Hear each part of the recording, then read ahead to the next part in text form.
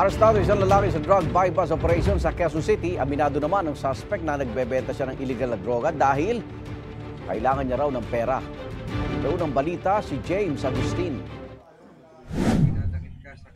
Inaresto ng pulisya ang 32 anyos na electrician matapos mabilhan ng droga sa bypass operation sa Barangay Vasra, Quezon City. Nakakuha sa kanyang nasa 15 gramo ng shabu na nagkakahalaga ng 102,000 pesos. Ayon sa pulisya, ilang araw nilang minanmana ng mga transaksyon ng sospek.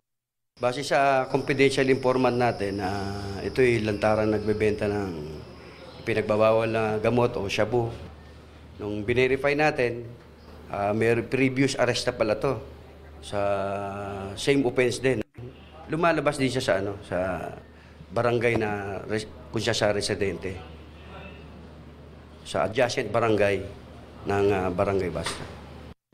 Kabilang ang suspect sa drugs watchlist ng barangay at pulisya. Taong 2019 nang una siyang inaresto dahil sa kasong may kinalaman sa droga. June 2022 nang siya ay makalaya, pero aminadong bumalik ulit sa pagbebenta ng shabu. Kailangan po sa pera. Pero sa'yo nakuha lahat ng droga na yun? Opo, sir. Maharap ang suspect sa reklamong paglaba sa Comprehensive Dangerous Drugs Act. Ito ang unang balita. James Agustin para sa GMA Integrated News.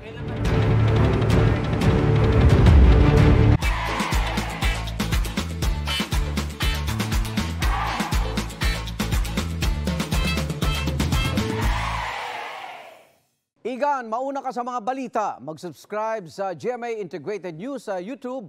Sa mga kapuso abroad, subaybayan nyo kami sa GMA Pinoy TV at sa www.gmanews.tv.